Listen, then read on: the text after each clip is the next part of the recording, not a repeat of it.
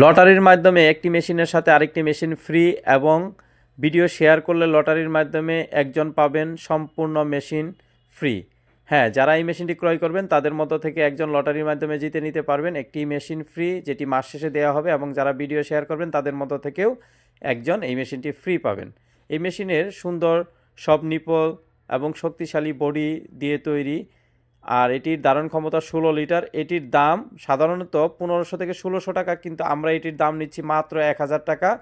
আর যারা এই মেশিনটি ক্রয় করবেন এবং ভিডিওটি শেয়ার করবেন তারা এই সুবিধাটি পাবেন।